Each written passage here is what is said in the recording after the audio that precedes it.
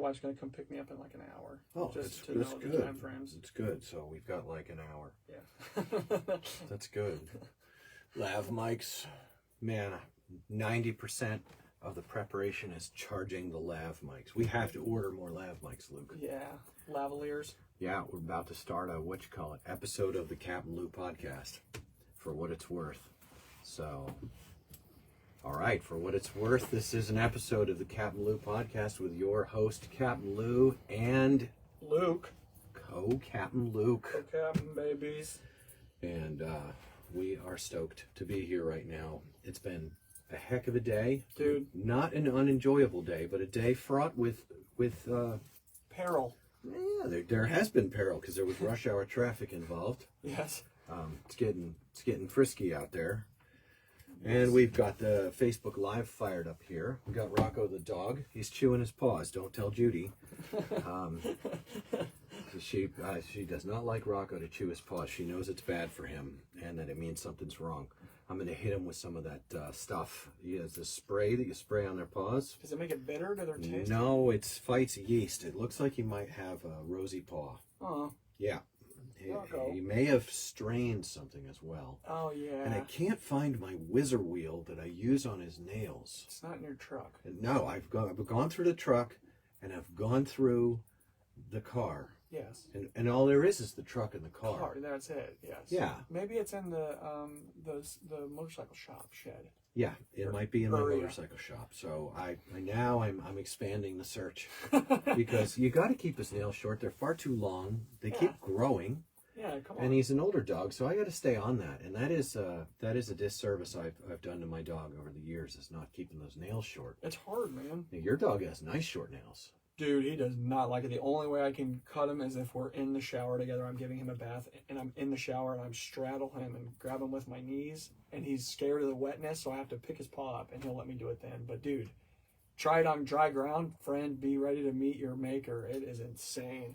I'm sorry, what were you saying? I suddenly went blank at the only way we can do it is when we're in the shower together. Dude, that's the only way I can watch him, too. Your dog is a husky. He's a Husky Shepherd mix, as far as I can tell. He's a dollar store coyote. He's a dollar store coyote, dude. His name is Cash, and he is an asshole. He's passionate. Cash has got those eyes that are on the top of his head, and they're close together. Yes. Like a crocodile. Literally, dude. He has a head like a crocodile, but when he looks up at you with him, doesn't look like a crocodile because he's just cute. Yes. But one thing that Cash communicates very well is that he is not intelligent. Or, no, I think he is intelligent. He's just an asshole. He knows exactly what you want him to do. He's like, nah. Wait, are you saying I fell for something? Yes. He's not dumb. The guy's really smart.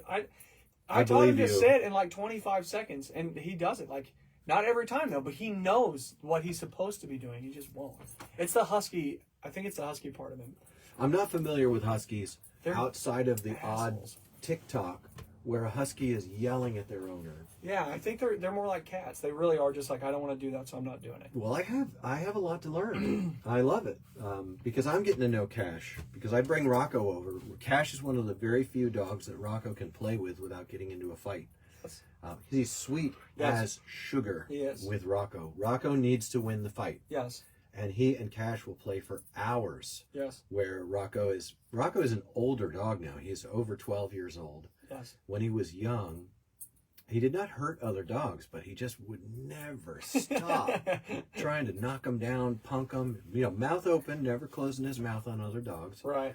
But just, and pit bulls are scary. Yes. Even a 40-pound pit bull that's a lot of, yeah. He had velocity when he was young. And now, Cash is the young dog, and Cash runs the long loop and comes back, and then he lets Rocco put him down. Yeah. And then he'll run the long loop, and then he'll come back. I love going over. Luke's got a good backyard for the two dogs, so it's been great. It's been great to do that. It's awesome. But then Rocco, sometimes he's not sore at all. Yeah, it's weird. He doesn't show any soreness. Yeah. But this last time when we came home, was he limping? He was limping on his front right paw. Oh, but I think it's more yeast infection than it is play stress. Play stress. Yeah, I think so. I'll see. I looked at his paws today. I gave him an inspection, and he's got two rosy paws. that usually just corrects itself. Yeah.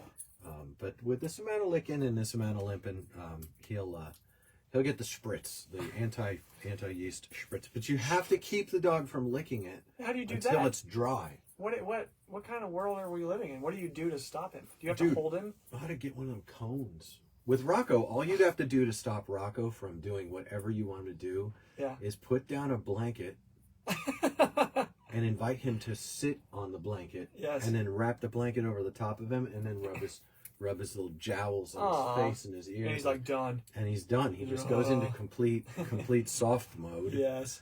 And he's lovely. Soft mode. Yeah.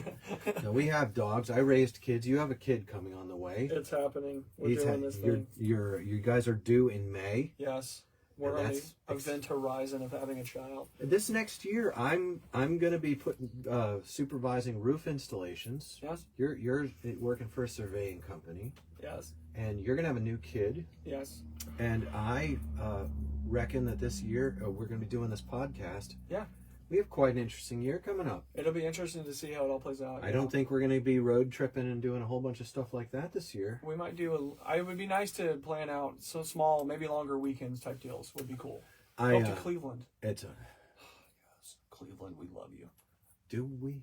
I've decided. Why have we fixated on Cleveland? No, I'm just saying, because you just make a decision sometimes in your life to believe things that are obviously objectively not true as a way to enjoy them anyway. And I've just decided that Cleveland is a destination. It's like Destin, Florida. In my mind, Cleveland is like Destin, Florida.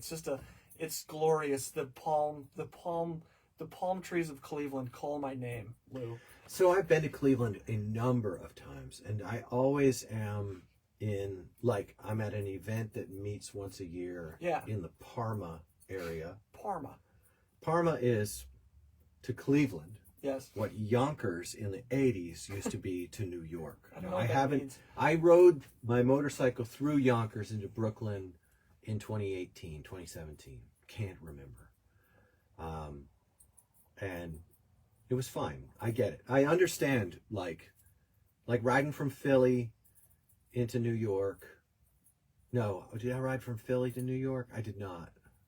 But riding through Philly and Baltimore and riding out into the countryside of Massachusetts, I've done a bunch of that sort of thing. And an area like Yonkers is like this smear. It's like a retail smear. That's what it is. It's retail smear. It's like miles and miles of strip malls, essentially. Right. Okay. Miles and miles of strip malls and carpet outlets and Crazy Eddie's and all these things. Okay, and mattress stores, Arby's. Yeah, with a Carvel ice cream sprinkled in there. Grand Union and ShopRite. Yes. That's where I grew up in the Hudson Valley. It was like that. And Yonkers was my parents are rural people. I grew up on a small horse farm, an hour outside of New York City. And you really, in New York, you get outside the city and you're in the sticks.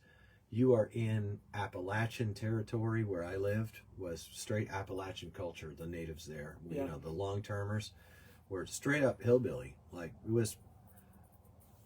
was meaner than southern than southern Appalachian culture. Oh, sure, yeah, okay. It was meaner. Yeah. It was meaner. That makes sense. It's colder up there. That's the problem. Maybe that is the problem. Yeah, maybe it is cold weather that we get these north-south cultural divides. Because in the South, you have to slow down in the summer times because you'll die in the summer in the South if you don't just kick back and be chill for a couple hours in the heat of the day. Literally. Especially before air conditioning. Yeah, come on, man.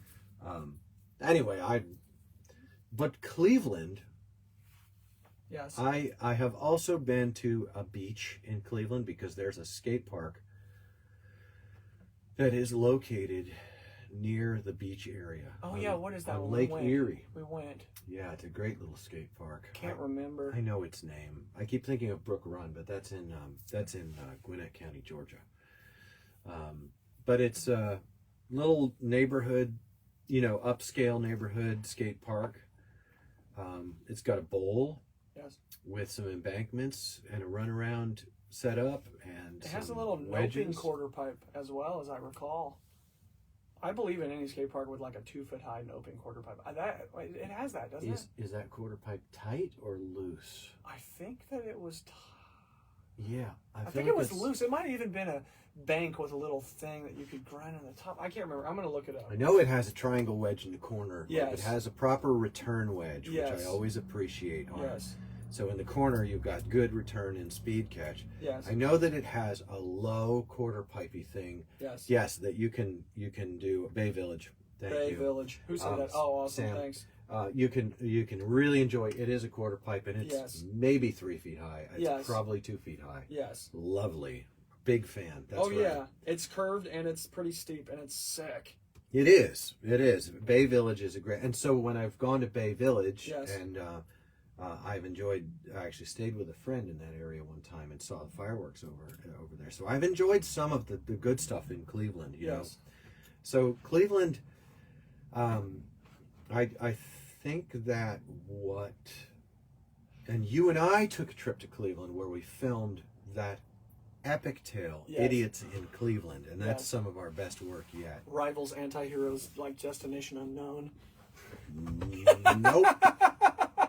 With all the full pipe skating we did. Yeah. Remember all the full pipes? Well, it was 100 degrees, and we were dude. traveling in a panel van. Yes, dude. We were traveling in a Chevy panel van. Yes. And we couldn't sleep. It was so hot. It was too hot to sleep safely. We couldn't do anything. Literally. We went to a movie, a stressful movie, and you were right in the middle of super hyper trauma. Oh yeah, I remember. Yeah. Yeah, it was we got to get out of here. Yeah, let's just go. We need to go. Yeah. We jumped in the van and we drove out. Yes. And we skated Bay Village. And I think we also skated Crooked River. I believe so. It's a great. I like that park. Both of those parks are worth going to. Yes. And a 4-hour drive to Cleveland from Cincinnati is not the least pleasant drive. The least pleasant drive is the 2-hour drive from Cincinnati to Muncie. That one's rough. Oh, there's just nothing. There's nothing. There are adequate Starbucks. Well, it's true, but they didn't used to have those. Yes. And they'll close them soon. Yes. So I'm glad that Life Skateboards is moving toward Knightstown, Indiana. Yeah. That puts us on the bottom side of what do you call it? Sam says BS. Well, he would, because Sam is like Sam is a guy who he loves Muncie. He loves it. Yes. He loves Indiana, and I was born in Indiana. I'm technically a Hoosier. Hoosier. But when you take a Hoosier and you move him to New York, and he grows up there in the 80s in New York, you don't get a Hoosier back out of that. No. It is changed as it goes through that digestive tract. And so, yeah, but Cleveland is interesting. I have a lot of good memories in Cleveland that have nothing to do with Cleveland. That's why I like it, dude. Ah. Because we went up there, that trip was so pleasant. We almost died of the heat stroke. And then we're driving back. We almost died from falling asleep at the wheel. Yeah, dude. We had to stop at a rest area. We caught like 20 minutes. I remember that was so savage. I couldn't make it home alive. Yeah, no, literally. It was so exhausting. Yeah. Exhausting. But the video product of it was really captured the kind of like sense of humor that gets us through that kind of like existence. And what I think comes through also, and isn't like overt, but we were both soaked in the pain of real life trauma being a reason why you would get in a van and drive to a city 4 hours away to just ride skateboards and high five a guy like Dan out there. Right. And I should reconnect with Dan. Absolutely. He's worth reconnecting with. I fell off from a lot of relationships just because I was so embattled. Yes. Some of what I shared in the last podcast is why I was so embattled. Yes. Being a person who, they say don't poke the bear. I know, but come on. But it's not a bear; it's a dragon. And about every 40 days, it flies into the village, and it only kills children and old people. Yes. And it's only one at a time. And it should get more than poked. Yeah, come on. You know, but I couldn't afford a sword, so a stick is all I had. Yes. And I poked it, and the dragon got mad. Yeah. And changed my life. Yeah.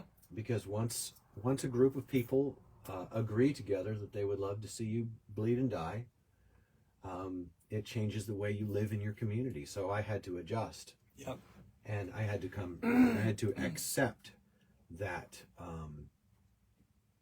that things like our last podcast Yep.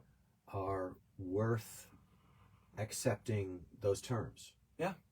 Absolutely. It's worth it for me to accept the terms and say, all right, then I can't safely go to a skateboarding event without getting knocked down or having a board dropped in the bowl. Yeah. Well, I can't expect to not have people publicly vow to come to my home and kill me. Right. Or stick you in fill or whatever. Or say that I've been beat up multiple times and I'm just a sour because I lost a fist fight, which has never happened. Right. I've lost so many fist fights in my life. I have lost more fist fights than most people. But you don't win fist fights unless you lose them too. Yeah. That's the thing about fist fights, is they're not MMA matches with nice rules. Yep. They're fist fights. Yep. I don't want any more of them. But the fact is, accepting is that while I may not fight back, maybe the way of the fist is part of the heritage of people who go ahead and speak anyway. Yep. Maybe that's just a fact. Right. As well as being whitelisted, where everyone says good things about you, but your phone never rings. Exactly. Yeah. And being blacklisted, where everyone says bad things about you that aren't true. Yes. And that are demonstrably false to anyone who would look into it. Right. And then whatever gray listing it is for all the people who will never look into it, and who even two prominent skateboarders in the area said in writing, both of them, that I'm sure if I looked into it, I would find out more than I want to know. I don't want to know. I value my place in the community more than I value truth. Blah blah blah blah blah. Basically said it that way. Yeah. over those periods of time, and there's a lot of acceptance that you have to go through and say, it's not being, things aren't being talked about that should be. There are ways of thinking and talking about things that I don't see. I have the gifts of a person who yakety yaks, and that is what I really ought to be doing. Yeah. I shouldn't just be sitting there wishing things were different. I should get in there and root around. And, I start with for what it's worth. I'm saying it right now. I end with for what it's worth, because, these are the things that you say when you're looking through a pinhole at the world around you. Yes. Now, if a whole bunch of people looking through pinholes would get close enough together, they might be able to help navigate through the thing. Yeah, I know, right? Yeah, Crazy. I like that idea, but I kind of despair that will ever happen. Yeah. I do. Because the price ends up being, or at least it feels really high. And in some ways it is really high, and in other ways it's not very high at all, Oh, I mean, after last podcast, I figure, taking flack is not a big deal. Yeah. Except that if you've ever been in a B-52 bomber, oh my gosh, and explosives have gone off that put off flak, it turns out that flak is steel shrapnel. Yes. And B-52 bombers are stuff like canvas and sheet metal stretched over stuff like aluminum. Literally. And, people poo-poo taking flak. Oh, you're over the target. We've been making that comment ourselves. Right. But flak downs bombers. Yes. That's what it's made for. That's what happened to Fickle skateboards. Yeah, sure. Yeah. Limped it back to the runway. Yeah. It's better said. Yeah. I didn't double down, triple down to the point where I compromised my family, my marriage. No. But having identified that I would have to do that in order to get whatever, and my sense of morals. Like, I'm not going to win a fight that you can only win dirty, Move that man bag out of the way so I can see that rad shirt.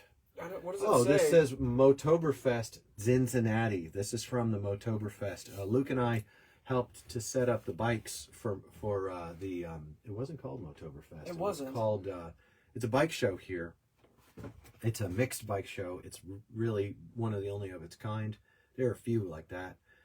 You got the oldest bikes and super vintage and all kinds of. You got Harley all the way up through the ages to you got your Yamaha to work on, and you got your Moto Guzzi's, you got your Moto Guzzi's, you got your Kowalski's, What's the British, the Enfields, and some people had some super got nice the Enfields. British Enfields. You got this. Oh yeah, Facebook kicked out for a second. You got your Royal Enfields. You got your and then you got the service cars. Yeah. From all eras. I mean, really, really cool.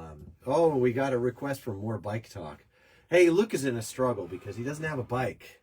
Dude, they're expensive. And he's crashed. He's crashed too many bikes. I only crashed one, but it was enough, dude. It was enough, bro. Were you wearing shoes? It's hard to tell at the time. I was wearing my riding socks, all right? I was in riding socks. Fruit of the Looms. It was fine. My feet were not hurt at all. Luke crashed a motorcycle. Yes. A Harley Sportster. Yes. Into a train. Well, on the train tracks. No. Onto train tracks, which were at that present time the path of an oncoming train. You'll have that. Which train hit the bike? Yes.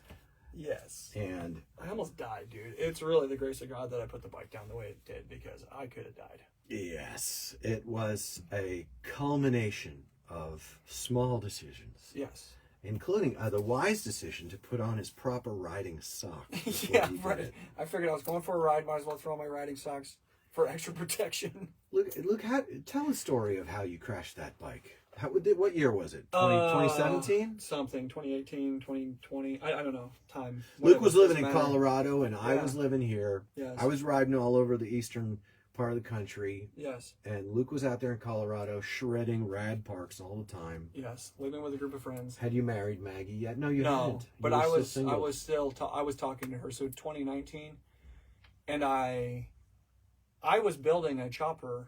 Or chopping out a bike. I can't say building a chopper. I was chopping out a bike. Luke bought his first Harley. Yeah. Under my careful supervision. Very careful. Which is basically, I don't know. Yeah, it seems clapped out. Get that one. I mean, they're all trouble. Yeah, but the nice thing about a Harley Sportster, especially a '99, is, well, it's trouble, but it's an Evo. So when you rebuild the top end and you check your crank. If your crank is still good, which they tend to be still good. That's the nice thing about the 99 Evos is they're still good. You know, man, there's not a lot to fuss with on those. And so you rebuild the top end, your transmission's going to be fine. Your crank's going to be fine. So, did you rebuild the top end on that thing? I didn't do very much motor. I don't know if I didn't have to. Motor. Yeah. He ran into, first thing he did was have one of those, the classic frame obscured front exhaust stud broke off for him. That was a great one. No, dude, that was on the Suzuki that I bought from you. You didn't break a stud on the Harley? No, but I did spend 6 hours one night out there in the garage trying to pull a stud out. It was so bad. Did you ever try welding a nut onto it? No, at that point, no, I didn't. But it never works. works. I will, though. It doesn't work. Yeah, it does. It does work. Yeah. It works when it works. It probably works because you heat up the stud. You heat up the stud and you give it something to grab onto, but you have to prep with acetone to get the weld to take on that. And every time I've ever done it, all we've ever done is wipe it down. Literally. But an induction heater. Oh. Yeah, one of them little coily deals. No, those little coily deals. Yeah. And you just rosy that thing up. Right. As soon as it sticks, as soon as it feels like it's not going, before it breaks, you put that induction heater on there. Which Snap-on truck, $750, $800, no problem, $50 a week. Oh my gosh, dude. I can't live like this. You know, it's like who has the toys is who learns how to do it. You know? Literally. Yeah, I'm gonna buy a torch because I've been in one too many situations where a torch would have been super. I have torched and torched and torched and torched and torched and torched and torched and cried and torched and scrapped. It worked. Oh, it worked. But I just went back again and again and again, and now rejuice, torch, rejuice, cool, torch, rejuice, cool, torch. But still used induction heaters with Brad at the bike shop. Brad uses the induction heater. I don't know. I didn't do one because we got that shortly before I left my employ. But that thing is awesome. Yeah, for sure. Well, back to Colorado on that one. Was it nighttime? No, it was during the day. It was an evening. It was a Friday evening. We were going to go skate. So I was doing this in the garage. I was chopping out my bike, and a guy moved in, and he saw me doing that and was really into it. So he bought his own bike, And I was helping him work on it that afternoon, and we finally got it to a point where we could ride it down the road. And he said, "Will you test ride this?" And I said, "Yeah, I'll just go up the road really quick and come back down." So I didn't have shoes on. He asked you to test ride it. Yeah, he was like, "Yeah, we should test ride it." And I think that's my recollection is that he asked me to test ride it, and Wow. I was like, "Okay." So we've identified one small decision. Yes. One of the small decisions. Yes. And I didn't have shoes on. I also had a beer like an hour before I wasn't drinking and driving. If you had one beer an hour before that, you had most likely metabolized all of that. Yeah. Yeah, I wouldn't think the beer was a factor. Sure. That's a good principle is never drink, but I don't think that was part of this. But Yeah. keep going. Keep Yeah. going. So, and I was like, "Yeah, sure, I'll test drive it." So I took it down the road to the right, and I, got it going and just made sure that it was going to shift and run. And then I turned around and was coming back, and our house was right next to the RTD train tracks, which is the rail that people ride. It wasn't a freight hauler. It was the train that hit the bike was a people hauler. And I was coming back towards the house, and I put it into second gear and really had it ripped up and just misjudged the distance.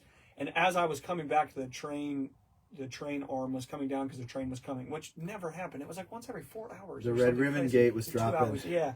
So I was like, shit. And on my bike, my rear brake had been not working forever. So I went into lizard brain and was like, I need to slow down immediately. So I grabbed a hold of his front brake and jammed on it really hard with no back brake, because on mine I didn't have a back brake. And I hit the big painted R on the road. And I think what happened is that I grabbed hold of that front brake and I crushed down the suspension on the front end, and then it hit the white R, maybe began to slide, and then just whipped out. So I rolled off to the side, hit the ground, rolled off to the side, and the bike slid onto the train tracks, and the train macked it. And police were called, and ambulances were called. Did the train have to stay there? People got off the train. I was like apologizing to people as they were coming off the train. I was like, "I'm so sorry." And somebody was really nice. They were like, "Hey, it's no problem. We'll go. You're okay." Because I felt like a piece of shit. You just feel so bad, because you know that you had made a series of small decisions leading up to just a total shit show. And I really felt the weight of it. I was like, man, I was irresponsible and I made poor decisions. So, and it was a friend's bike. So I ended up having to sell mine that I had just finished it. That thing was so sick, and I was just starting to ride it, and I had to sell mine, and I made my friend whole all the way, made him totally whole on his bike. Because it turned out it wasn't registered and didn't have insurance, and I didn't know that. If I had known it wasn't registered and didn't have insurance, I wouldn't have done that. I just didn't know. A decision not to ask. Yep, there it is. A decision to not trust. to ask. A decision Yes. to trust Yes. that your friend has any ducks in a row. Yeah, right. So, man, when they say trust but verify. yeah, no, absolutely. It's so real. And so I went to the EMTs were like, "You should come with us in the hospital." And I was like, "I'm not going to pay $5,000 to ride in an ambulance." Yeah, right. Ambulance. And, Ambulance. So I had a friend take me to one, and they were like, "Well, we can't take you because if you hit your head and something happens, we're not a trauma unit." So I had to go to another one. I got some stitches on my knee. Thankfully, I had health insurance at the time, so everything was paid for. And then the plot thickens because the cops... The legalities. Yes. The illegalities and legalities begin to swirl. Yeah, there was like one of our neighbors had come out, like they lived way down the road, and she was like, he was doing a wheelie because I was in second gear. I was in the top into second gear, like, and my friend thankfully had the wherewithal. One of the people I lived with was out there, and he was like, no, he wasn't, but so the cops gave me a driving without insurance and reckless driving charges. And then, like 3 months later, I got a call from the RTD, and they were like, "You owe us $10,000." So thankfully, even though my bike was being fixed, I still had insurance on the thing. So the insurance covered the RTD thing. Praise God. And when I went in, because I had to go to court, you sit down with one of the district attorneys or one of their helpers, and they basically make a deal with you. They're like, if you plead guilty, we will drop it down to this. And then I showed them, I was like, it says that I was riding without insurance, but I had insurance at the time.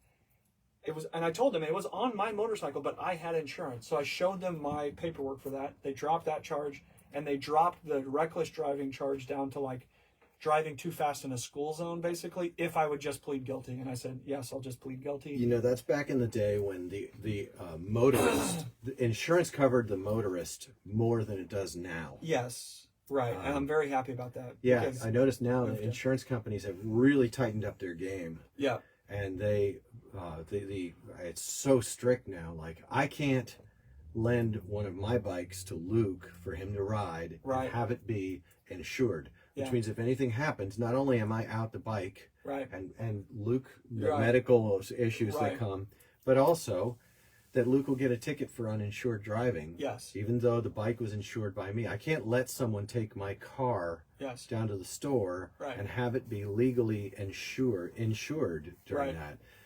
And we've shopped around and looked for the best policies, and we find now someone's going to jump on here and they're going to say, "Oh, you need to go to Snake Farm," or you need to go here, or you need to go there. But you know, a lot of those people have a really good agent, which we do have. We have a really good agent, and if you have a relationship with your agent, things go smoother if things hit the fan. And so we definitely are pleased with that. But and a lot of those people haven't read the fine print, and they are just operating without knowing. Right. And it turns out there's a lot of reading the fine print that just isn't done. I'm really grateful because I think I let my insurance, like, it just kept on coming out of my account, and I kept on thinking, oh, I need to cancel that because I wasn't riding the bike at the time. You know, but I'm really grateful that I had it because it really saved my butt. Because I think I might have copped enough points on my license in one go that they would have. If I'd had a speeding ticket, you would have been done or something. Wow. It was really. I also think I might have had more. I might have had like 3 beers in succession. But there was an hour before I got on the bike. Wow, well, that's buzzing. That's buzzing. Yeah. So 4 hours before I had a beer, an hour up to an hour before I got on the bike. Yeah. So. It really was a culmination of really small events. But dude, it's the little things, man. It's the little things. And for a long time after that, it's just been recently, I went on a ride with you in the summer, and that was a good palate cleanser. It was a healing moment. Yeah, I didn't want to touch him. It was so scary. I felt so out of control. And at the time, I had a narrative in my head that I had done everything right, and this happened out of the blue. Oh, we had that talk. We had the kitchen talk. Yeah. Because my recollection is Luke was going to ride my 21-inch tall bar bike, which is pleasant. It is pleasant because the seat is moved forward. I built my own foam for the seat, and I moved everything forward and put a big tall backrest. Yes. It's not a king and queen seat, but it's built like the bottom part of a king and queen. Yeah. Big backrest. Move the rider forward. Put your seat bones on the bike instead of all the super soft stuff. Long riding on a firm seat is easier for me than long riding on a soft seat. Yeah. And before he wrote it, we were talking about this, and I was like, he was saying like this happened, and you know, what was your attitude like before I felt like the wreck, there was no reason that it happened. Like, it had just happened totally randomly, and so it felt really freaky to me. I was like, well, at any time something like this could happen again, you know. And then I was like, well, then what happened? And he told me the same story that we're working our way through with you guys. Right. And as he was telling me, I'm like, all right, well, we can distill like probably 4 what we could call inflection points. Right. Here, you know, we have too many beers to ride a motorcycle. I think that I would have blown far under the limit. Yeah, you would have blown under the limit. Definitely legal. Yeah. But over here in Ohio, you've got this OVI charge, and they can give you an OVI for not having enough sleep. Oh. And the penalties are DUI. Wow. Yeah. I did not know that. Yeah. I don't know and if you have any alcohol in your blood, and it's the opinion of the officer that you have been compromised, they'll give you a DUI. How do they determine that? Just by how the officer... They have the discretion. Okay. And it takes $10,000 to fight a DUI. Yes, and you could fight an under-the-limit DUI with the right lawyer and the right judge. Yeah. Like, hey, let's just, you know, this is how it is. But I remember we had that talk, and we had a really good ride. The first half of the ride I did not enjoy very much because we were part of a group, and we were riding on scenic roads. Yes. Very dangerous. Much love for everybody who loves the twisty scenic roads. I don't like them in groups, and I don't I prefer to get on a highway, find a speed mark, Yeah. and just put the RPM of the motor where I like it, and just let that wonderful, durable 5-speed twin cam Yeah. transmission do its job in the right band around 65 or 70 miles an hour on a highway. Space out, find our mark, and just go. Yep. And that's the way I ride. Drink I get the on, sky. I Is get what you call it. drink the sky. Yeah, I like it. Just get out there and drink the sky, and just do it for hours, and ride about every 120 miles. I drop off for gas. Don't need it. I can go 160 or 180. Although on the Radar I was riding, I had an 80-mile range. Yeah, it was pretty small. We timed it out. I think we stopped twice on that ride. Yeah, we did, but just to top off and see Yeah. how much it needed. Yeah. And it needed a lot less than I thought it did, because it has a big old Mikuni, well, it's got a Mikuni 42 on it, which is not that big. I thought that thing was a drinker. It is, well, I thought it was a drinker, and it is a drinker. Yeah. Okay, it is. But it's still getting 30-something miles to the gallon. It's got a 2.2 gallon tank. So 70, 80 miles. Little pill at the tank most. on there. And it can do about 80 miles. Yeah. And I always carry 2 liters of fuel on that bike to get me, if I do run it out. And I've run it out a bunch of times, which is never a problem. It's fine. It is fine. That Radar's a cool bike, but the Tall Bar, they're both year 2000 Softail standards. One's low with rabbit ear bars, and the other one's high, high in the back with big, tall 21 inches of ape hanger on it. Glory. But I can't. After that was over, I was like, well, I need to figure out a way for Luke to borrow that bike more, and I found out it's completely uninsured. Yeah, it's not impossible. legal, so we got to get you a bike. But back to Colorado. Yeah, go ahead. So, did you go to the hospital? I went to the hospital and got some stitches on my knee. Because I fell. I didn't have a helmet on or anything. But I just rolled. I hit my knee. I hit knee first and just rolled. So I didn't hit my head. My feet were fine. Like, it was really a miracle. I had some road rash up on my shoulders, but it was really okay. It went the best it could possibly go. And for this, we're grateful. 100%. So you lost your bike because you made your friend whole. Yeah, it was important to me that I made That's him good. whole. If that friend were to be watching, I would have this to say as an older guy. You should be so grateful for this guy's ethical makeup, because you didn't deserve a thing asking a guy with no boots on who'd had a few beers to get on your bike and test ride it. You don't deserve a thing. You don't deserve anything, especially knowing that your bike was neither registered nor insured. You don't deserve anything. So this guy treated you really good, and if you want to argue that, I would love to have a face-to-face.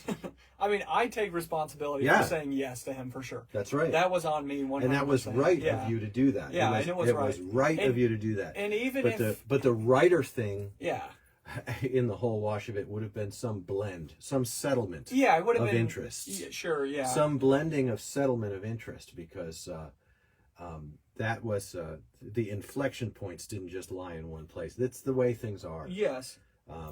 And I was happy to make him whole, because I want to were stand you? by. Well, Were you though? It sucked, but I also feel sucked. like as a man, I was like, this is a moment that I want to stand by and say, no, nobody has any reason to say, oh, well, you stole from me. Like, no, I'll just make it whole. That's just the way that I like to gear things up. He was super stressed, and his response to it was definitely more business-like. Don't put him on Front No, Street. no, I'm not. Don't put him on Front I'm not. Street. If he behaved in any way that was, people are where they're at. Yeah. Yeah. But I'm here, and I'm saying, as a guy listening to it, yeah, that you did real good by the guy. And I'm happy. And I was more than comfortable having Luke ride one of my bikes, because I have trusted and verified, and I knew that he was sketchy, but more because he was timid. Yeah. So we rode out on the scenic route. Our plans were thwarted by canceled ferries. Yeah, come on. And then Luke and I split off from the group, and we came back by the highway. Yeah, it was nice. And that's where I'm at. It's, for me, a dream day. Yeah. Is get up in the morning, swallow some coffee, evacuate my bowels, Pope. be as clean as I can be, Yes. and then get on the bikes and ride 2 to 4 hours. Like Lexington. Stop. Yeah. If it's Lexington, which is 2 hours away, Kentucky, Kentucky. If it's Lexington, stop one time on the way there. Yeah. Just to, after drinking Sky, Yeah. just to stop for a second, let your spirit catch up with your body, and talk about something. Talk about the Lord and how good He is. Talk about how beautiful a day it is, and then get back on them, fire them up, finish your way down there, have a skate. Yeah. Then get on your bikes. I do this all. This is the way I ride. Is get on your bikes, and then you ride to a place and you eat a feast. Yes. You eat a feast. Because you're hungry after riding, dude. Yeah. Yeah. Eat a feast, and if you're not going to stay the night, which you ought to stay the night at a friend's house. Yep. Get up next morning, eat a breakfast. Of course, you have to evacuate your bowels. Yet again. And then jump back on your bikes and you ride home the same way. Yes. And if it were a longer trip, if it were 4 hours, then you ride 2 hours and take a break. Yes. You know. I really like your style. It makes it more palatable to me because I've done some longer trips, and my perspective of long haul and highways it's super arduous, and for me it wasn't enjoyable at all. Yeah. But I think it was because I was like, okay, you gotta just get there, so go. But your style, way better. Yeah, I know. Slow it way down, and you are going like. You're not even going that fast. It's like 65 in the right lane, just hanging, dude. Like, well, it's about the traffic pattern for me. right. I'll tell you this: when it comes to riding motorcycles, I don't know. I didn't know everyone didn't think like this, but it is. I'm just as dumb as any human. I'm small, just like everyone else. But I exercise a high degree of situational awareness when I'm on my motorcycle, and it's not stressful. What I do is I seek a place in the traffic pattern that is stable. So that can be left lane going faster, or that could be right lane if you have a well-behaved middle lane and left lane. Right. And when you're between places and you're out in where there's more space, you're not doing rush hours and things like that. Yeah. You can fall into a nice place. And again, I ride 5 speeds. The 6-speed transmission, working on bikes for as long as I have, I've been in the guts of a lot of 6 speeds, but 5 speeds never come in for transmission repair. Yeah. And that means more to me than having that useless 1-to-1 cruising gear. Yeah. That's not a gear I ever liked. I had a Dyna that had that, and I didn't like that because I don't beat on a bike. I don't beat on them. I don't ride flashy. I don't ride fast. If you ride really fast, then that 6th gear is really useful. But I don't need fast. I'm out there for drinking the sky. Well, and you can get those motors are designed to run at 4,500 RPM. Oh, dude, which feels really high to a you person. can ride 3,000 RPM is the right RPM. 3,200 RPM is cruising RPM, and it feels high. Yeah. We want to gutter along with those low. We want that thing guttering, right? And we want to lug it along because that's the Harley sound, right? But these motors can ride for a really long time, like years at 3,200 RPM because your oil's getting everywhere it needs to go. You've got the right pressure on the right seals. That's what they're designed to run at. And you can run my bikes at 4,500 RPM. You are at 100 miles an hour. Really? Uh-huh. On a Sportster at 45, you're probably at 80. Yeah, but on your big boys. I have 3 year 2000 twin cams. That's my favorite bike right now. What do you say? You run what you brung, dance with the one what brung you? Yeah, it's fine. Yeah. Don't cut the corn too close. I wound up on this, and the reason I have them all the same year, they're not all the same model. I've got 2 Softail standards, and I've got 1 Electroglide. So I've got 2 with the B motors with the balancing in the bottom of them. And folks always are like, "Oh, the balancing on those is really complicated and it robs horsepower." It robs 3% of your horsepower. But They're not that complicated. It's fine. Yeah, 3%. Come on, dude. What It's are we not drag racing? It's not. Yeah, I mean, you got to realize, like, I'm just a guy who's going to get on this thing and ride it to Texas at about 75 miles an hour. You know, of course, you have to on a motorcycle. You have to go 90 when you're changing your position into a new stable spot. You know, when traffic conditions change, you lay on it, you use 90 miles an hour to get into the right place. Sometimes slowing down will give you the right place. Yeah. But you can see in front of you. It's true. And that plays into how you're going to position yourself. And that's the way I like to ride. And I know that Luke responded well to that. And I know that we could definitely. No, we could road dog, dude. Yeah. And it's my plan. I'm gonna find some. We'll get a tax return or a bonus or something stupid, and we'll hammer down. And you know, like, there's a lot of things we're not saying. It's not a superior way to ride, but it is the way I ride. And I rode a Sportster to Mississippi. I rode a Sportster to Texas. Yeah, you did, dude. But that's because I find where it works. I go that speed, and I enjoy. I'm drinking the sky. I think I've got a good seat too. Yes. Growing up, I did grow up riding horses, and I also grew up doing martial arts, and positioning and seating and things like that make a big difference when you're on a more rigorous motorcycle. Like, you have to be aware of your posture. Yeah. You got to pack your load so that you have the right kind of backrest, and yada yada yada. I don't know. I do know. I know that those things play largely into stuff. And you got to stop when you're too cold. You got to stop when you're too tired. Yeah. Sometimes you don't get there the day you were going to get there. I've broken down in Texarkana stuck there for 2.5 days waiting for a part. What were you waiting on? An ignition coil? Ignition coil. Yeah, I remember that. That coil was cooking before I even left, and I didn't know enough Dude, I to know. recognize that spluttering when it's hot. Yeah. If it splutters when it's hot, you're Yeah. starting to lose ignition when it's hot, even just a little bit. You just put a new coil in it. Yeah, come on, It's man. like $35 to $65 for a coil. And everyone's like, nah, you never have to change your coils. Well, I've changed the coils on 2 bikes. And yeah, well, you know, also you're supposed to be able to pay $4 to $6 grand for a proper transmission and be able to drive. And here we are. And here we are And, today. yeah. The truck's back in the shop. And it's fine. It's fine. Don't worry about it. So after the accident, Yeah. you settled with your friend. You took care of him. You made him Yeah. whole. I'm But you very wound up happy without about a bike. Yes. And then your buddy Lou is collecting up this harem, this stable of beautiful horses right in front of you. Is that tantalizing? Does it break your heart? No, because I love you. I want you to have nice things and a bunch of bikes and all that jazz. I don't. And you know I've suffered. Yeah. I don't register like, well, you have 3 and I have 0, so I should have one. That's not where I'm at. That's bullshit. That's, Yeah. you know, like I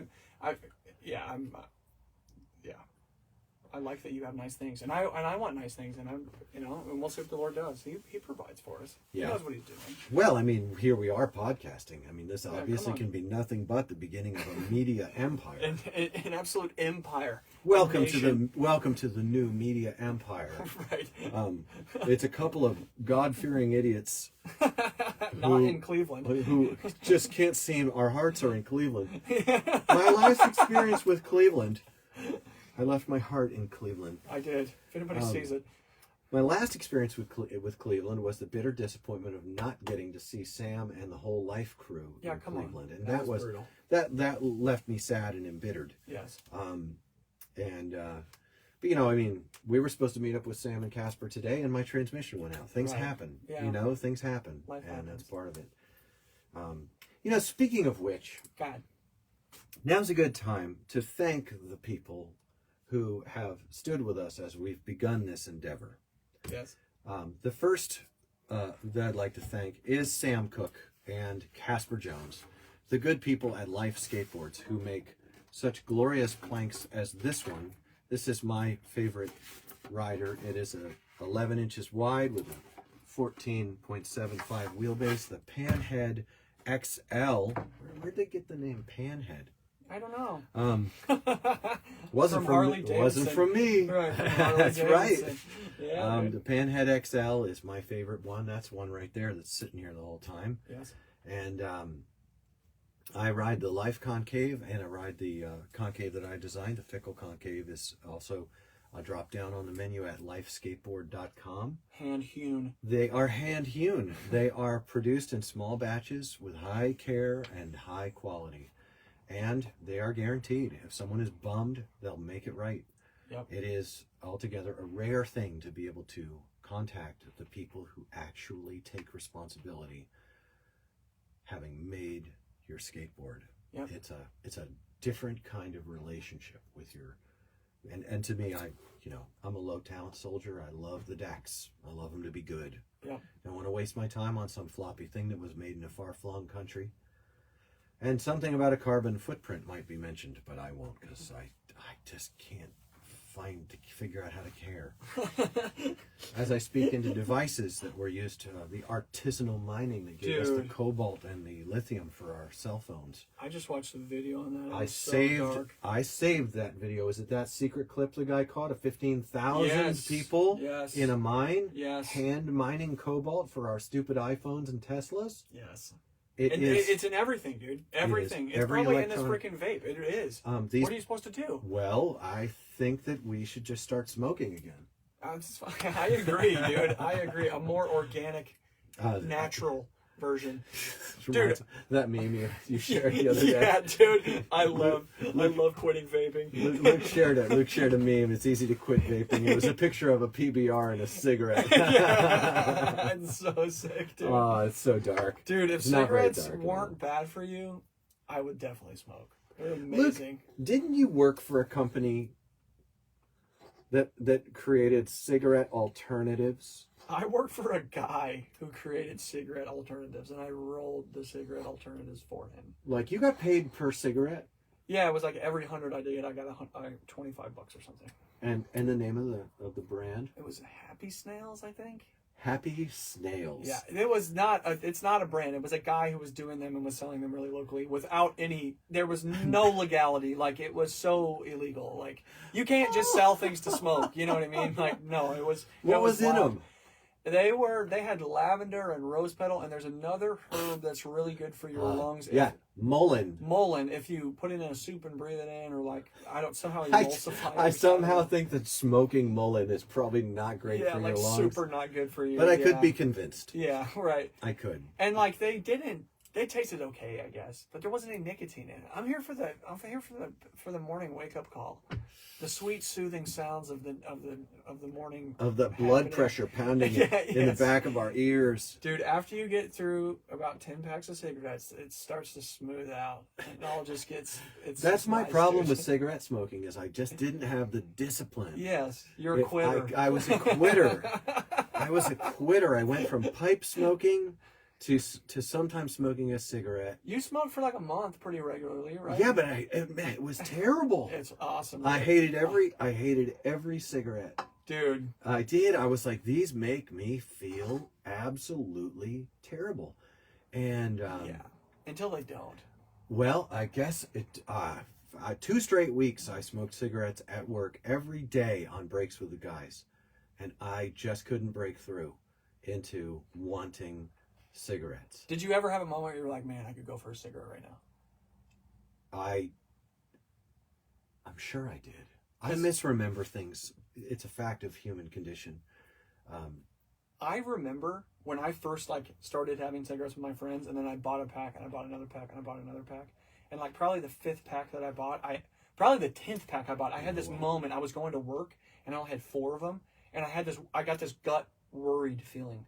And I was like, I'm going to run out of cigarettes before I can buy more. And I was like, I'm worried right now. And then I had this realization. I was like, oh, they weren't lying the entire time. These are so addictive. Like, they are insane. I had to have had that.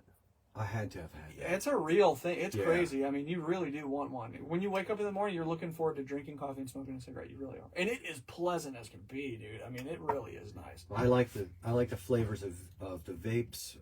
I recognize that we are the dumbest people in the world for smoking. But there's a scripture I ran across. It's heavy metals. It's in Ecclesiastes, though. In your lungs. And I don't know if I can find it. Do you remember what it says? It says, be wise. Yeah. but don't be too wise. Oh, yes. And it says be righteous, but don't be too righteous. It's definitely to be taken with some nuance. Yes. Where is Ecclesiastes? It's after Ecclesiastes Job. 7:16. No, it's after Psalms, then Proverbs, then Ecclesiastes. You found it? 7:16, yeah. Really? I looked it up. That's I wanted there to be a moment where everybody thought I just knew my Bible that that's crisp. amazing. Yeah, it says, do not be overly righteous, nor be overly wise. Why should you destroy yourself? Do not be overly wicked, nor be foolish. Why should you die before your time? It is good that you grasp this, and also not remove your hand from the other. For he who fears God will escape them all. Just stop. I didn't realize it was so good. I mean, I had this foggy notion of it. That is really good. Do not be overly righteous, nor be overly wise. Why should you destroy yourself? So the question must be asked, how does one destroy themselves being overly... I immediately think some people will be rubbed wrong by this. Oh, horrible. Oh no. I immediately think of people who decide that running is really good for us, which it is. I think that. But they don't discover running. They decide that running. There's a difference. They have a disposition toward it that's obsessive. Oh yeah, that's dark. Yeah. And so, along with running, there's also a process in their mind that's running that because I do this, I'm basically not going to die. Right. Dude, my sister... And then they die of an enlarged heart because they ran too hard. I knew the running coach in our high school, he had an enlarged heart because he was such a heavy runner. Oh my gosh, really? That's crazy, dude. There you go. I mean, and now I'm not putting that evil on you, Ricky Bobby. You know, relax. Fine, right. Relax, all my running friends. I need to run too. It's true. Yes. Always walk. But you see how the wisdom of exercising your body. Yeah. You can, or maybe someone who is really into fitness. Yeah, no, it's a rabbit hole down there, man. Well, bro, I saw a rabbit hole, and for my CrossFit friends, please, no disrespect intended, but wow, the injuries. No, they're serious. I know two people who were super into CrossFit. Yep. Both of them suffered serious shoulder injuries. You have to be super careful. Yeah, it's called Don't Do CrossFit. Yeah, well, and don't do your pull-ups like that, man. They swing and stuff. Yeah, that's not brutal. how you do that. So when it could, I'm 50, and when I go to the gym, I select very, very light weights, and I do very high reps. Yes. And I string it back together because, well, I told a while ago, I told the story of getting a horrible tennis elbow as a mechanic. Bro. Terrible tennis elbow. Trying to turn wrenches on bikes with tennis elbow. The name tennis elbow. Yeah. It should be called just Hellbow, or Hellbow. It should be called something more scary. It's like that. It's not. It had nothing to do with tennis, bro. Yeah. This thing is so painful. Yep. Like unreasonable. Almost seeing stars and no strength in my right hand. Yeah, the one that you really need. When you're wrenching. Yep. It's important. I was literally putting my wrench on something and putting my hip on it and trying to move it like that. Right. You know? And I was doing cards at the same time. And auto work takes so much strength. And I was always looking for a length of pipe to stick on my wrenches. And I was working with someone who was very strong. Yeah. And it was a hillbilly workshop, so yeah. I was just getting made fun of for being a that was a rough season. Yeah. That was a rough season. Getting cooked in. But not being overly righteous and nor being overly wise means, I think part of it is in the kind of the concept of don't make such a big deal about everything yourself. Yeah. Don't spindle out. Don't Can you take down some of the velocity of how important you think this thing you learned is? Do you know there's a term they use for people, I think, who do this? Crunchy. Okay. Do you know this crunchy movement? Yes. Dude, take the comments and skill them up. I think there's more of them. No. I have a bunch more on my phone. I don't know what's happening. It's anyway, fine. It doesn't matter. I'm sorry. Go ahead. Fine. Yeah, so crunchy. You've heard about the crunchy movement? Yeah, my wife is one of them. Well, not really. She She's still has her feet on the ground. She does. She does. But some people get so swept up in it. Oh yeah. That they just won't they can't take a step unless they're convinced it's the absolutely right thing to do. Yes. Their relationship to the quality that they desire is obsessive Yep. in nature. Yep. They get emotional, nervous, Yes. shaky. Yeah. If they're not sure whether this is the crunchy thing. Right. They're not going to enjoy movie popcorn butter, Yeah, which is I know. just a terrible oil. Yes. They're probably, the study will come out soon to say it's good for you anyway. I know, dude. It turns out that being happy and being content and freaking relaxing Yep. fights cancer Yep. better than worrying about it and having a great diet. Yep. You know, you look at the people who've lived to 120. They're all smokers. They really are. No, there's a lot of them. I know so many They are people. smokers. Yeah. They are people who sat and thought and smoked whiskey. Yep. Lots of them. And then people are like, well, then it's all about, then you need to have a whiskey every night. Yeah, like, no. No, what you probably need to do is learn to relax. Yep. A lot of them grew up in poverty. Yep. And then I was listening to the story of one of them, and the people were saying, oh, so they ate beans. Then beans make you live longer. And I'm like, I No. don't think that's what's going on. I think that what might have gone on is that the Almighty God, who spun this whole mess into being and who will one day reconcile and vindicate, Yep. said, oh, no, yeah, that one's going to 120. Yeah, you'll have that. You have all my days written out. What's ironic, when you really believe that you have all my days are written in your book and you've kept my tears in your bottle, you know, when you have that and you believe that, I'm not saying I'm going to live a long time. Right. We all know I'm going to get killed in traffic. Bro. Some fool is going to do that stupid cell phone thing and take me out. Could be any day. That's Like, be holy cow, so dude, it's much fun. nuts. It's nuts. I need to write a will. Yeah, you should, bro. I should. Straight up. I'll probably be behind you. I'll just scrape you off the pavement. Maybe we'll get one last, like, 30-second. You tell the Lord I said, oh, sorry for all that Dude, shit maybe I I'll did. go. Maybe I'll get knocked over a guardrail, and you'll know I'm okay with it because I'll like swan dive. Yeah, right. Just swan dive You over, know, dude. I'll swan dive. Glorious. It's crazy. Finally, for a moment, you'll be flying. That night, your phone will ring. You'll pick it up, and no one's on it. Yeah, you're like, oh, And then I the know. light will flicker. Yes, right. And you'll string Christmas lights. Yes. You'll string up some Yes. Christmas lights with Yes. the alphabet. Yes, yeah. Are you out there? And I'll go, I'm heading up. Yeah. I'll see I you just at 20. wanted to say, yo, this shit's dope. By the way, Jesus says he saw that. Yeah, like, yes, dude. I love it. I love it, dude. I love it. I'll catch you in 20. That's what that friend of mine said to each other all the time. Yeah, I'll that's catch you in about how. 20. That's right. I've seen about 20 minutes. It's Yeah. about as long as we live. Yeah. So, righteousness is really important. It's kind of a hobby of mine, True.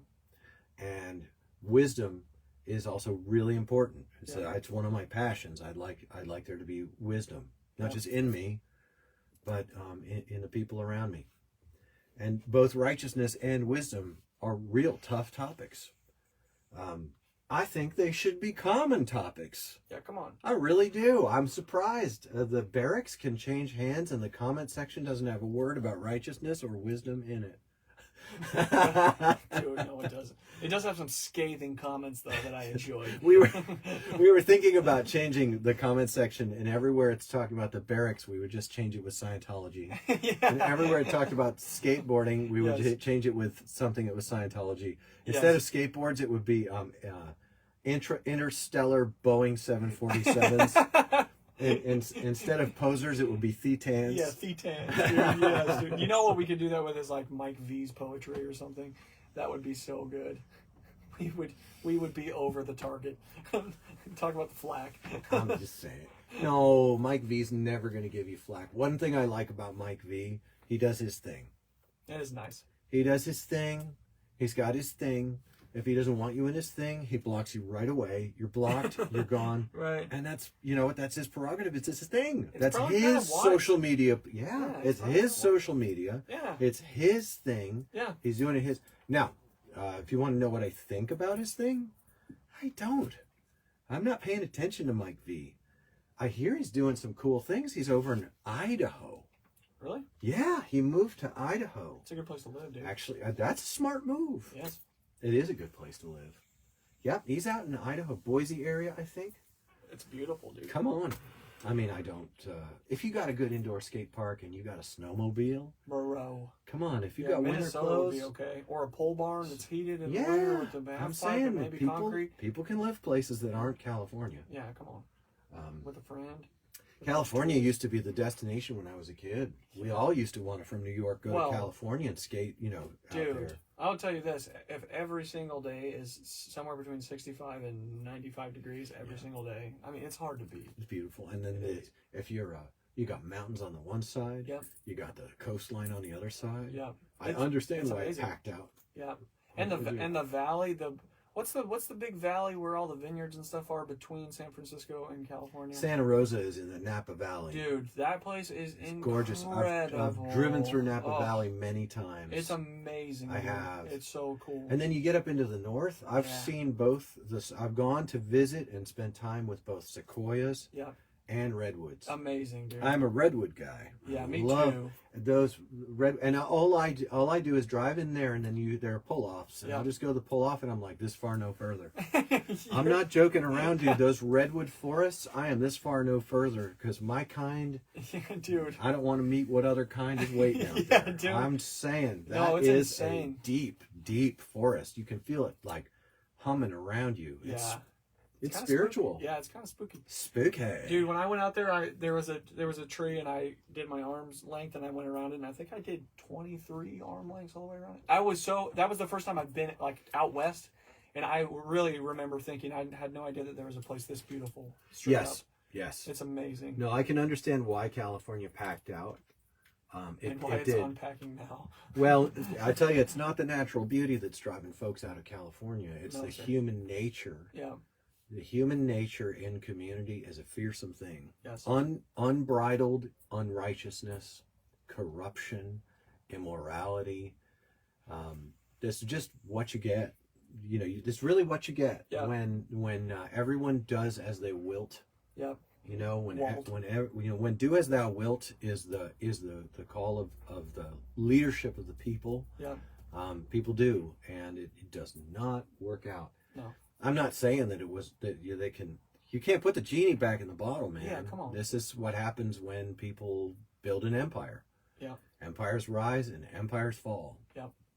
And it does. We do have the appearance of being in the decline, precipitous or otherwise, of the empire phase of America, this land. Yeah. I don't know. Well, yeah, I guess it could turn around. It could. Yeah. There have been many times things have turned around, usually because of a renewal of interest in God. That's what Nietzsche said. What is right. Yep. And what is wise. Yep. Nietzsche. That's what his whole. That's as far as I understand it. I don't read the guy. He's too complicated. Anytime a guy goes, that's what Nietzsche said. Yeah, they never know him or have read him. I am proudly within that group. Come on, I've only got so many hours in a day. Dude, I should read Nietzsche.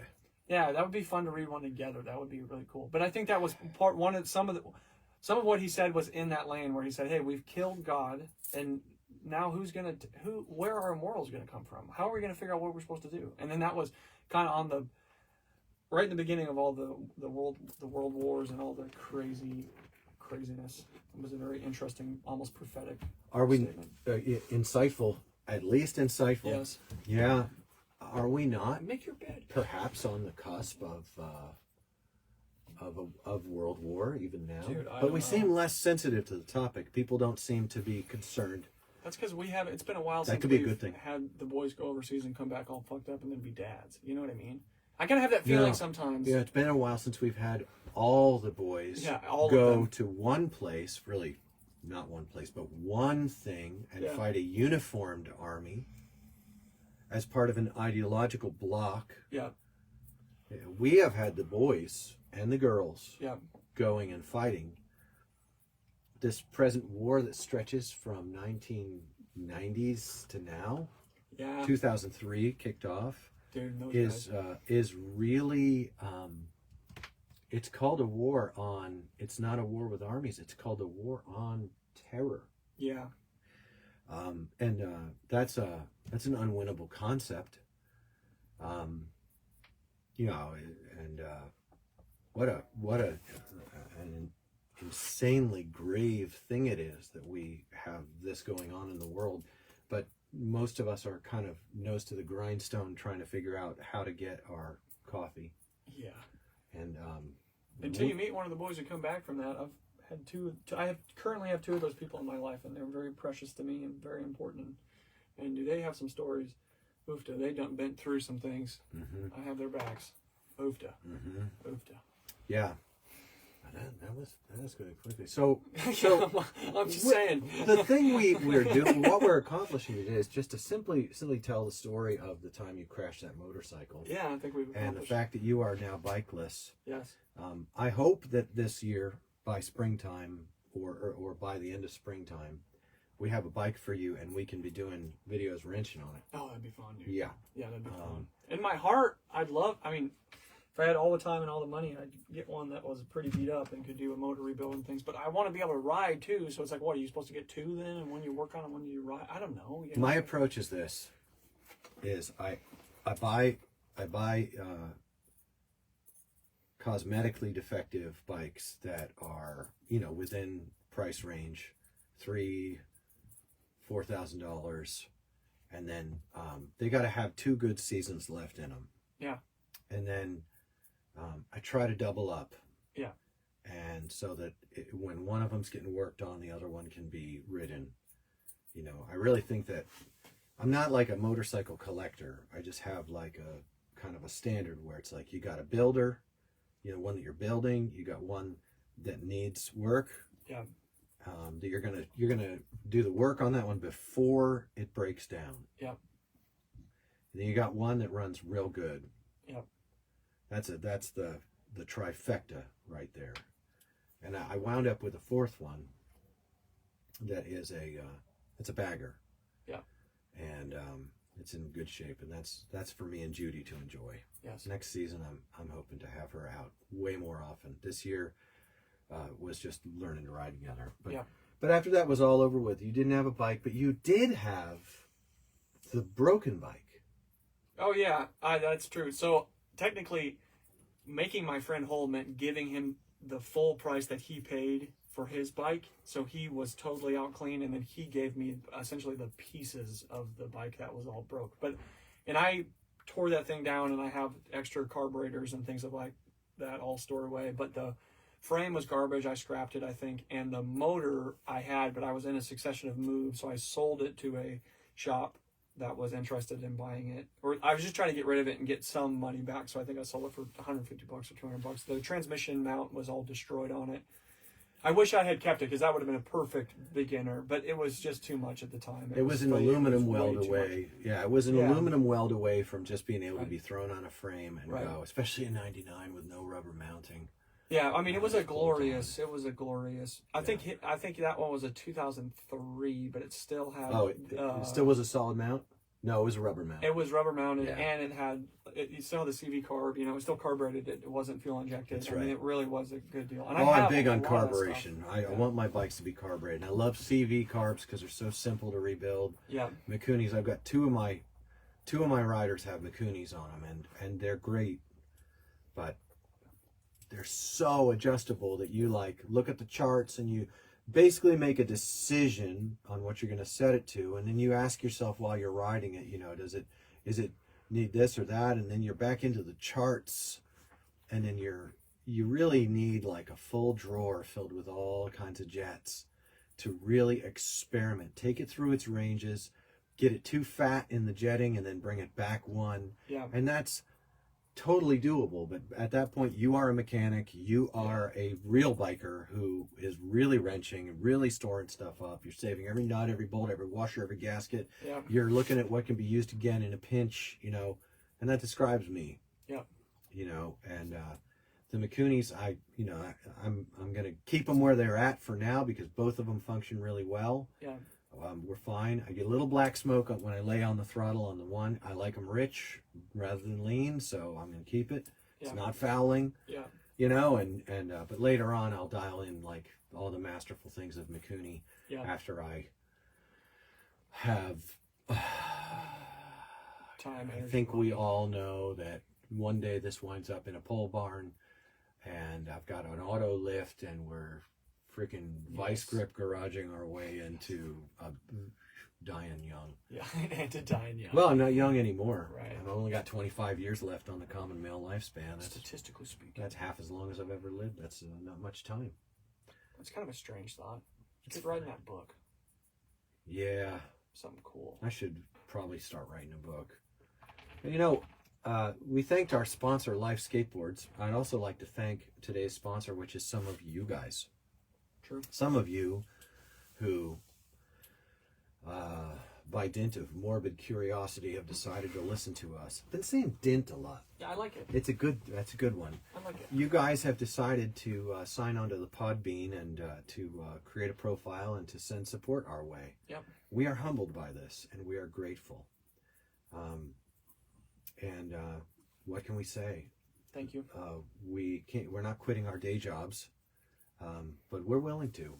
Yeah. Because we think that even simple broadcasts that just go over a story can be time well spent.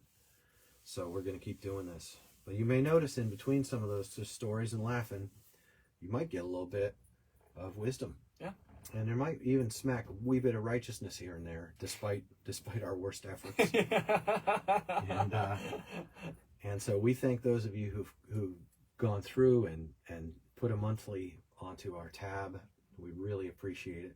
It's less than a cup of coffee a month. It could be more. I'm just saying, if you wanted to do if you wanted to take us from a McDonald's small up to a Starbucks Frappuccino, yeah, that's fine as well. Yeah, we'll throw in a few Chipotles and we're road tripping. Yeah, I mean that's the cool thing. If it ever gets there, we can do cooler stuff and spend more time doing this. I want to go to Massachusetts and talk with Pete. Oh, I was gonna say, dude, why? No, we should do that. Oh, Massachusetts is beautiful anyway, man. Yeah, Summer riding, July, it's absolutely gorgeous. Yeah, it is. July in Massachusetts. I was there. Yeah. I rode in Massachusetts in July, and it is absolutely beautiful in the countryside. Yes, glorious.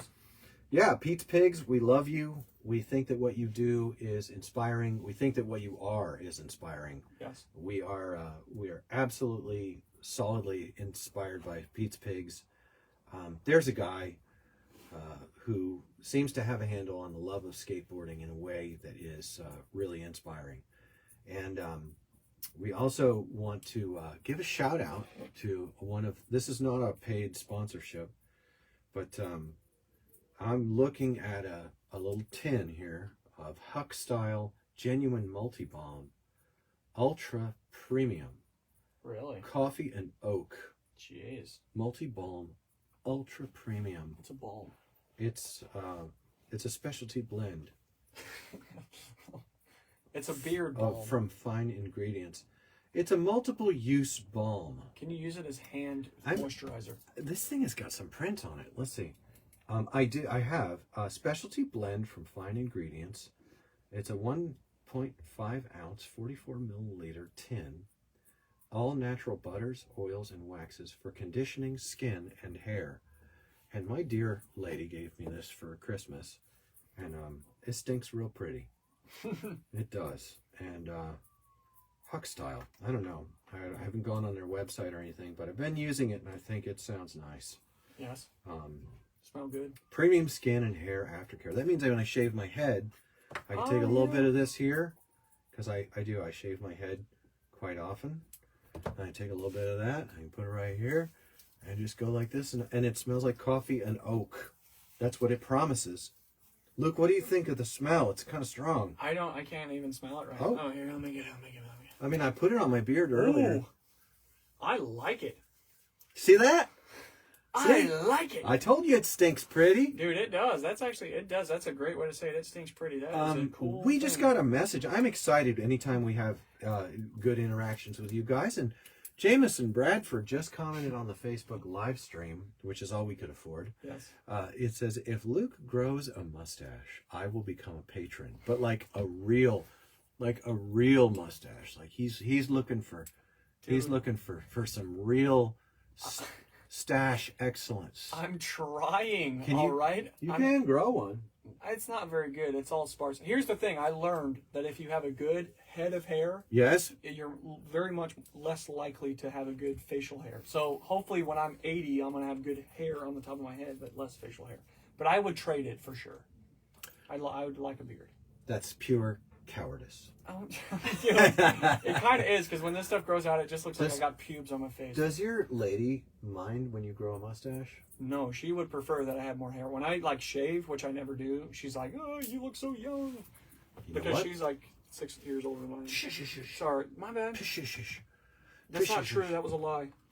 She is a absolutely beautiful lady. She's lovely. Love her. She's lovely. Luke, I think that the gauntlet has been thrown down. You must grow a proper mustache. I can't, guys. I've been trying. No. The one that grows out of your face is a good mustache. Well, I mean, I'll hammer it down. Bro. That's fine. Let me help. Look. Take it. You see, I even trimmed it about twice last year. About twice. I did. I even trimmed it like twice last year. Let's get in here and do this, Luke. All right, it's fine. Yeah, here. Yep, and I'll even share with you my secret mustache balm. Thank you. For stiffening the mustache and making it stay in place. Is it sweat and dirt? It collects both. No, it repels sweat and collects dirt, which that's good. Human oil. Human oils and greases. No, it's beeswax with olive oil. I make it stiff so it's in a bar, and I rub it like this. I have a whole big thing of beeswax up there. Oh, that's a story. I've got a whole story about how I got that beeswax. Come on, You've probably heard that story. Probably. So, well, this brings us to the conclusion of another sit-down sesh on the CapmLew podcast. Sure enough. Yeah, this was a mellow one. Last one was super intense. Right.